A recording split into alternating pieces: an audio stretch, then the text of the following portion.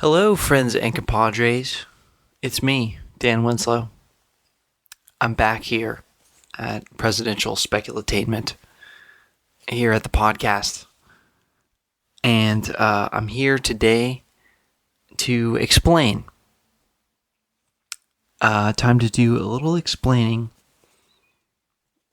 for your sake and for your own understanding and peace of mind, all of that.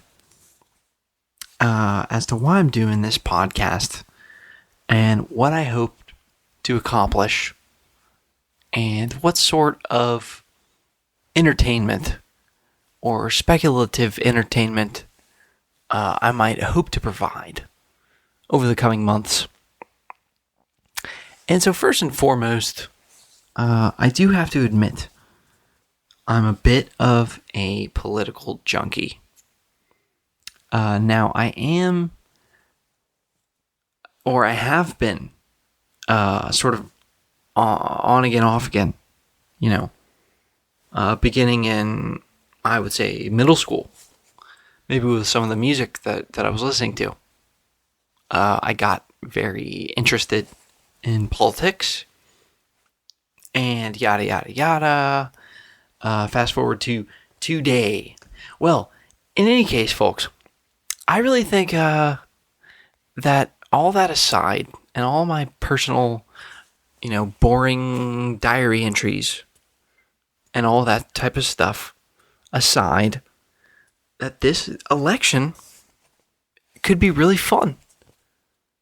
I think, I believe in our country from the bottom of my heart, and I truly believe that we can produce something extraordinary in ordinary circumstances, right? We've seen it happen time and time again in history. Some of the great inventors, some of the great social movements, just overall, the story of humanity. Here in the US of A, we've managed to innovate our own species in very charming ways, I guess, and in powerful ways, and in ways that, it made the world better, if you want to say it like that.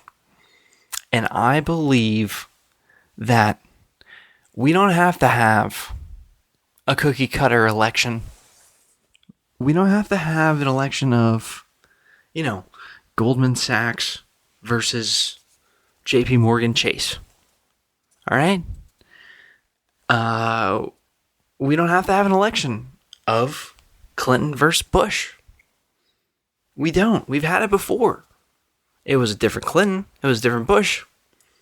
But I really believe that this election in 2016 and overall what's going on today and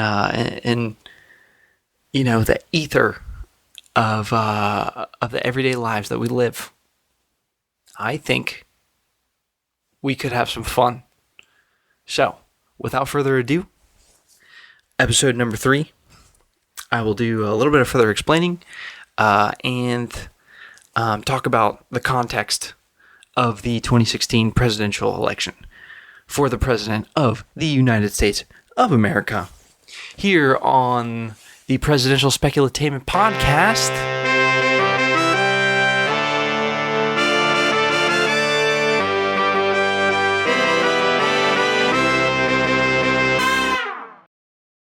Okay, first and foremost, I will repeat, and I will repeat again, an idea worth repeating. Please, no Clinton versus Bush. Please, please, please, please. I implore the voting public to not let that be the news story. Because I'm like you. I have a thirst for entertainment. And I happen to find that dreadfully boring. So I have a little more faith in the US of A. We do love certain types of contests. Take, for example, the NFL playoffs. And about once every 4 years, midway through the year, for a couple months, America gets as excited as they do about the NFL playoffs with the presidential elections. They really do. They really do. And I hope that happens again. I know it's a little too early. I mean, sometimes you turn on ESPN and the guys sitting behind the, the little counter. They have kind of a half island counter, and they all sit behind on those tall chairs. And sometimes when it's off season, they literally have nothing to talk about, and it's just a couple jocks just sitting up there, talking about, their tax receipts. I mean, it's godforsakenly dull. But I would venture to say that things in our world today, and politically and culturally here in the U.S., they're stale. I think one adjective comes to mind for me, and that is that things are stale. And on a political level especially. Now, we've seen this before, okay? I felt like in 2008, in all my infinite wisdom, back then, as a younger man, I sensed that there was a staleness in the minds and hearts of Americans after putting up with George W. Bush for 8 years. And there was a certain, okay, well, this guy wasn't quite the cowboy that we thought could, bring the horses home. But beyond that, there was a, oh, Jesus, where are we going as a country kind of a thing. And we really, I think we're in an identity crisis. Obama ran an excellent campaign. I think a near genius campaign. Although I was not following it at the time, really, on any level except hearsay. But I still have a grasp. I think that he was able to capitalize on that feeling. It was too easy. It was hey guys, option A sucks, totally bad. Option B could save your life. And I feel the same way about Obama as I do about Billy Mays. God bless his soul. He was amazing at what he did. I mean, the boy had talent that expanded beyond the imagination. Absolutely. He was a man of the ages. Now, am I talking about Billy, or am I talking about Obama? That's up to you to decide, I suppose. But I will say that Billy Mays did know the value of a good exit, at least, right? Because he went the way of stage right and exited the stage. The audience was still roaring with applause, and then they were crying with tears when they no longer saw him. Obama, on the other hand, right? He's been dying the slow death politically of approval ratings that have sagged lower and lower after each month, right? It was one of his big challenges to overcome that in 2012 in the election. And funny enough, after he got reelected, then I guess a couple scandals came out, and then, you see the approval rating, it just continued the trend, just dipping lower and lower. It was like, second term George W. Bush couldn't have gotten reelected thrice, I would say the same about Obama.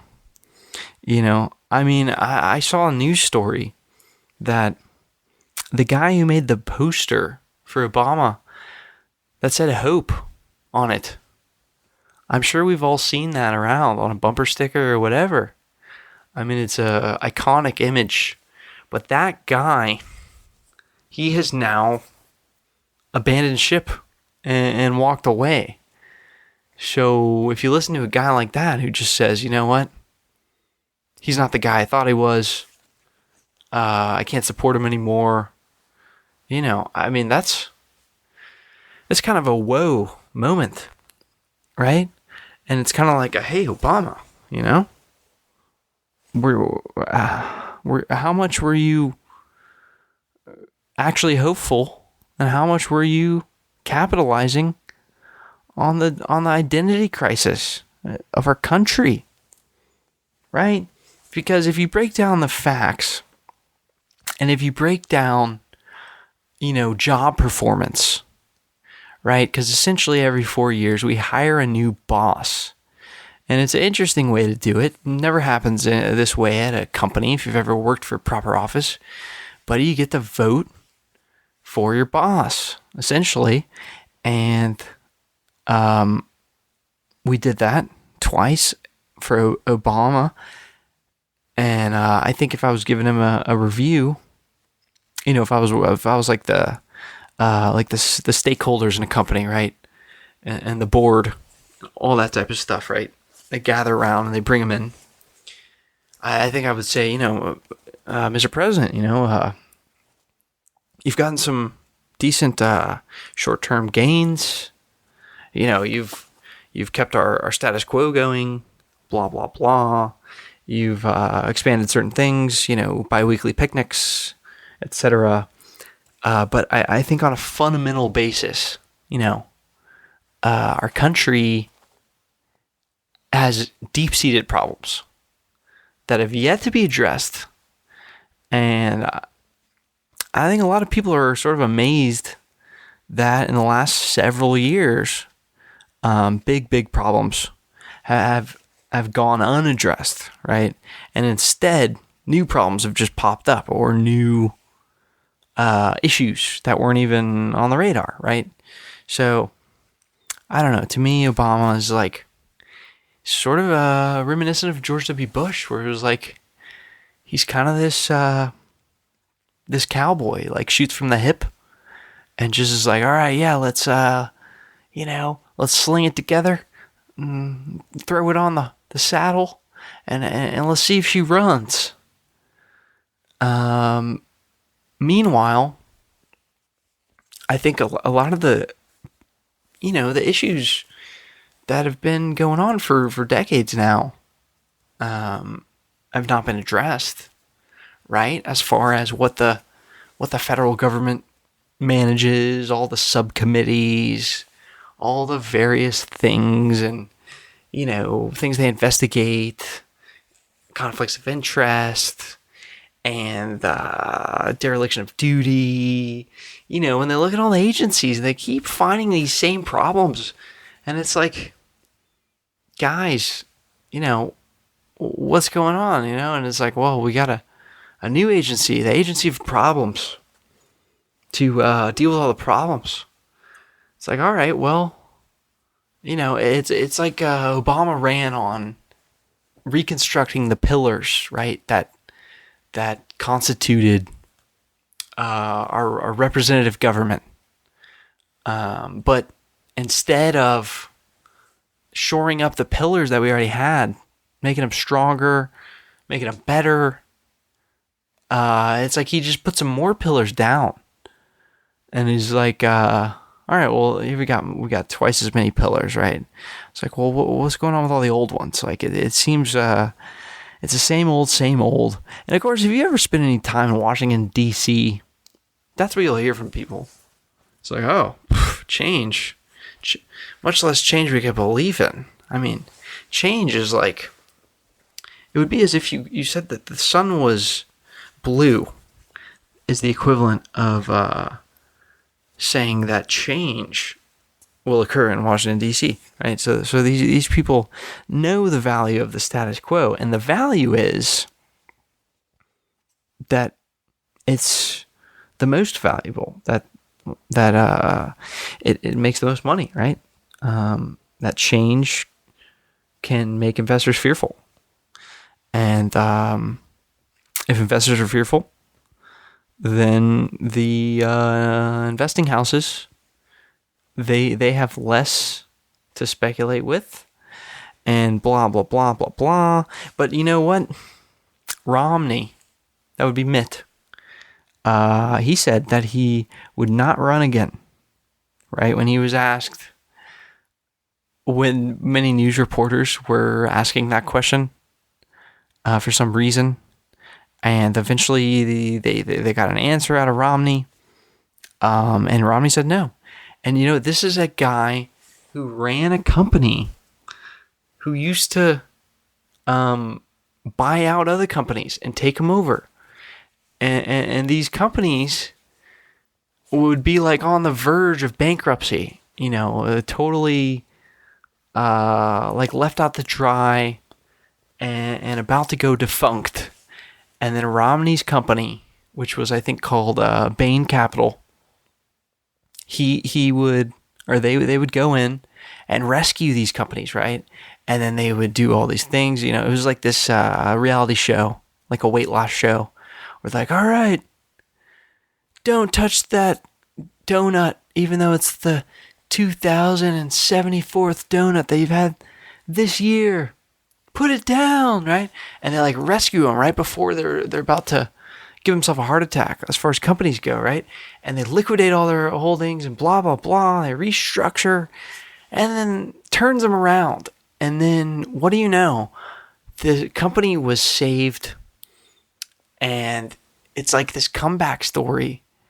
Here you have the company that was on the brink, and then they fired tons of people, but they turned around and became once again a viable company, and once again a company that existed, and that was able to go on and continue.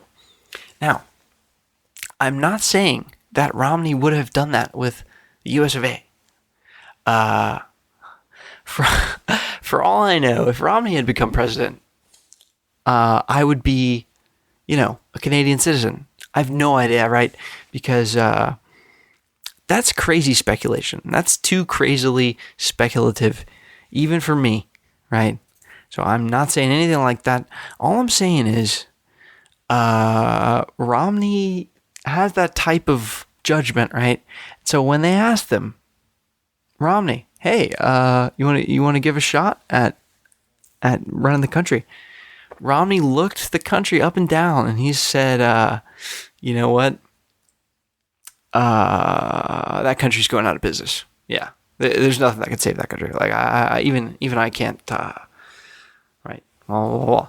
So it's like, oh my God, even Romney doesn't want to give it a shot. I mean, now maybe he's got other reasons. He totally could have other reasons, right? To not try and do it. But what else does a guy have to do? I know he's a family man, right? He's got a large handful of grandchildren. So you know what? Let's leave him at that. Romney, okay, have fun with the grandkids. Out for a day at the ballpark and all that type of stuff. Because I don't know why you don't want to run again, but I do know that the country is experiencing some very unhealthy symptoms. I mean, I for one am a student of economic news, so sometimes I find that the economic news, whether it's the job reports or stocks or the various figures that come out, can be a little more informative than the whatever the media talks about, right? But let me just mention one fact for your listening, enlightenment, is that there's a consumer sentiment survey that they've been doing for, I know it's over 2 decades, so at least 20 years, but they've done this survey, and this is the first time since the survey began that this consumer sentiment index, when they poll people, has declined for 8 weeks in a row. So we're talking about May, talking about June, right? We're talking about April 2015.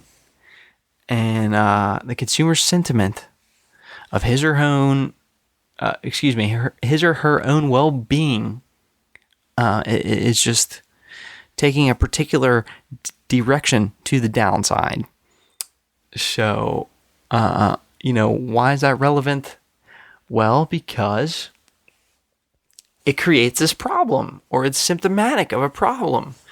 And when there's a problem, here comes Dan Winslow, because I actually I have a perspective on the problem, or I at least have an opinion on the problem, or I notice it at least. I mean, it's enough to just notice something's wrong.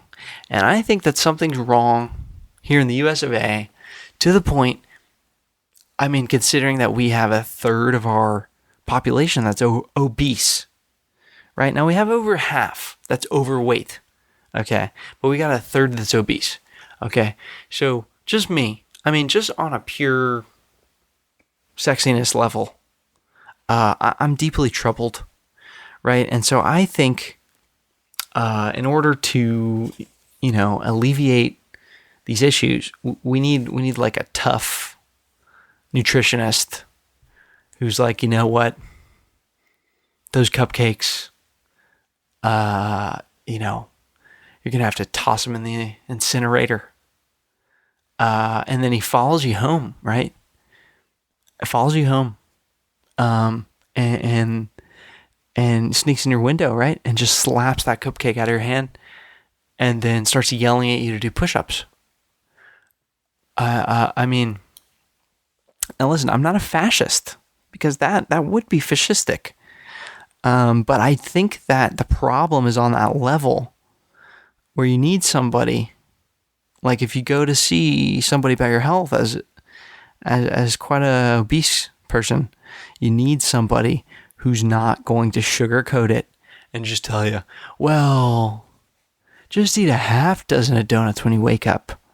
I mean, and then instead of eating 3 boxes of Lucky Charms, just eat 2.5 and switch from 2% to 1%. So, I think we need something like that.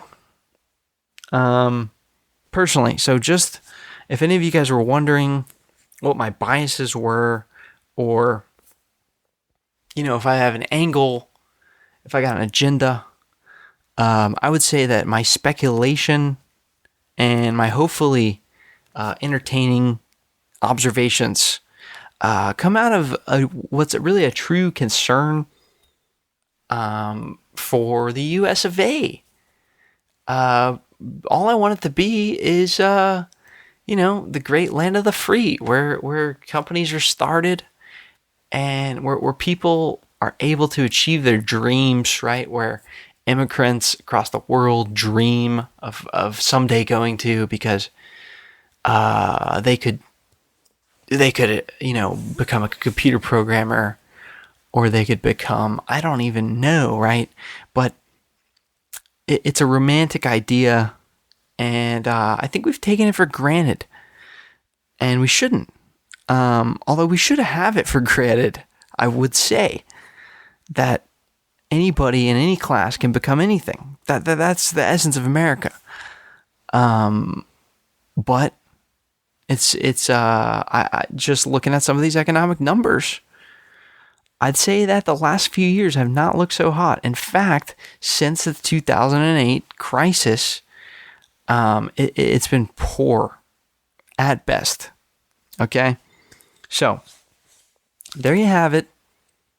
I am a bit of a political junkie, so I did know ahead of time that I was going to be paying attention to these debates and, sound bites, all that type of stuff that happens nearing an election.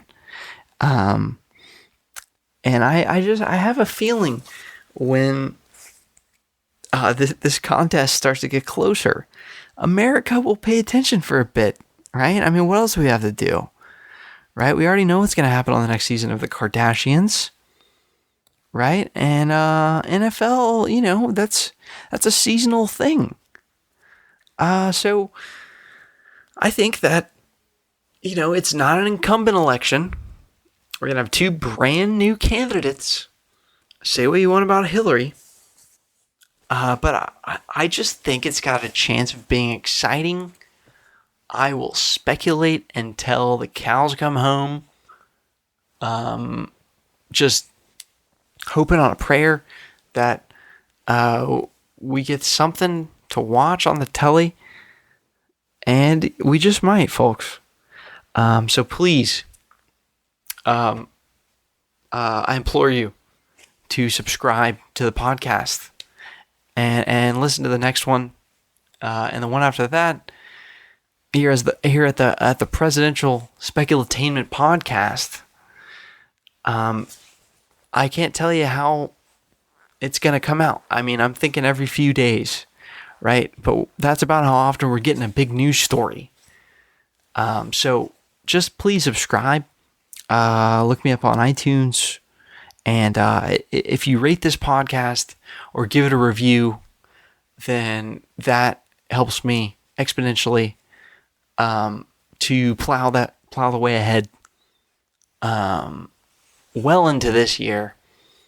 And hopefully I can scour what's out there in the land and bring you guys back just exactly what's going on in the country, and why it'll be any fun.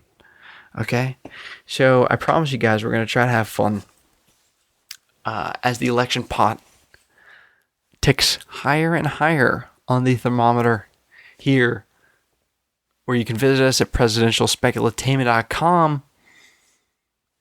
I will be coming at you next time.